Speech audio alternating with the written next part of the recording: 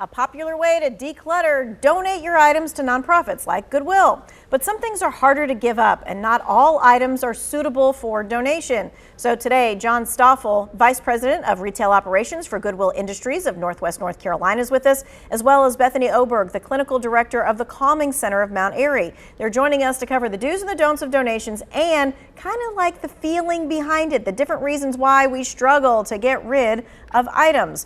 We're taking your questions as well, so you can go ahead and text those questions to us, 336-379-5775. Remember, your questions are anonymous and you get your answers in real time. All right, so Bethany, let's first start with you. Let's talk about decluttering and donating, how to evaluate what stays and what goes, because sometimes it's really hard to do that.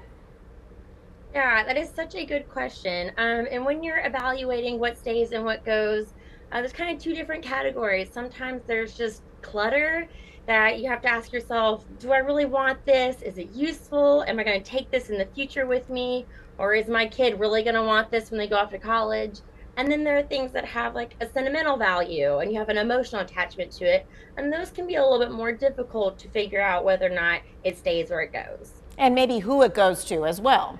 Yes. Okay. All right. So, John, let's talk about the donation part. Once you decide what's going to stay, what's going to go, and we can give it to someone, Goodwill is always the place that we think of dropping off of our stuff. And summer's like one of those most important times. What kind of stuff do you guys want? What kind of stuff do you take? Well, we want to take everything. There's certain things we can take, and it's probably I should talk about what we can't take, because we can almost take anything. But we love clothes. Clothes are great for us. We do best with clothes, shoes, electronics, household items, lamps. There's so much we want to take, and we take almost everything. But there's a few things we don't. But really, we love our donors, and we love pretty much everything they bring to us. I mean, home decor, all that kind of stuff. I think of all the good stuff that the rest of us have found on those shelves for sure. Okay, so tell us some of the things that we can't donate, that we should not be donating. Yeah, so if you think about, it's mostly safety related. So if you think about some of the government regulated items like secondhand mattresses, we can't take those, or any toxic items, we can't take that really. But think about car seats, cribs, all the recalled items as well for kids. In general, that's basically what we can't take. If you look on our website, there's a full list, but that right there is a pretty good subset of what we can take. Other than that, we do our best to take every donation. If we can't take something, we try to explain the why, but really, for the most part, we can take almost anything you got, and we're happy to do so. We always get questions about TVs and things. Yeah. We take your TVs, we take all your electronics, we'll test them, see if they work, but bring them on by. We actually work with Dell Reconnect for sustainability, so if we can't use it or sell it in our store, it goes to our hub, and we send it back to Dell for the used parts and everything. So bring it on by, we'll take it, and we'll take it off your hands and be happy to do so. Okay. Yeah.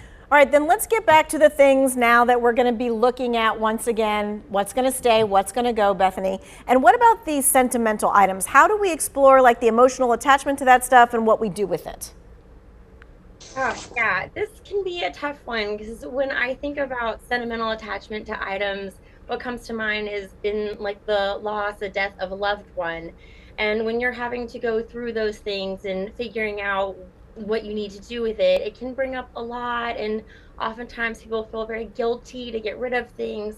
So I really recommend, if you're in that situation, that you have a supportive friend or family member help you go through it, and that you go through those sooner rather than later, because it's just not going to be an easy thing.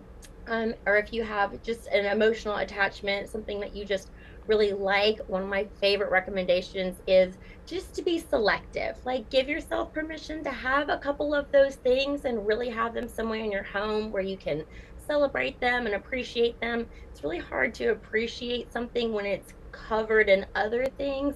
So being selective about which things to keep so they can really shine in your home, and then donating the other things. Okay, be selective. And I get what you were saying. Sometimes a lot of people do feel guilty about taking mom or dad's stuff and giving it away, because they're like, but this was my mom and dad's stuff, but they don't have a use for it. Yeah, and a good way to honor our loved ones is in the memories we've made with them, the experiences we've had, the lessons we learned.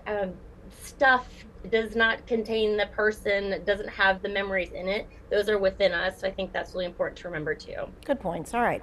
So John, I love the fact that, Goodwill has, ways to accept things at the store. They also have some standalone donation centers. But what if you simply can't get the items there?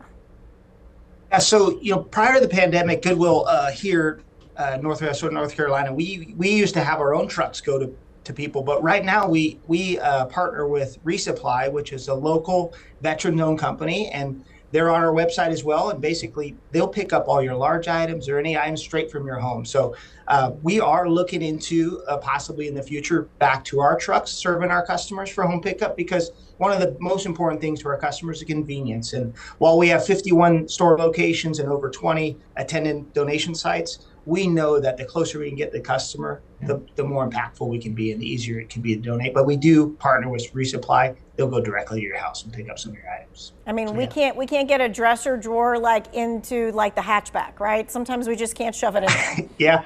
Yep, totally understand, and we're doing our best to find ways to serve you. And Resupply is a great company that are doing a good job doing just that. But totally understand. Okay. All right. So what we're going to do in the next 2 segments, we're taking your questions. We're also going to be talking about what happens when you do donate to Goodwill. How do they use that money to help those in the community? So if you've got questions about how do I, help my spouse or my kid pare down some of the stuff that they have, or you've got questions for Goodwill, 336-379-5775.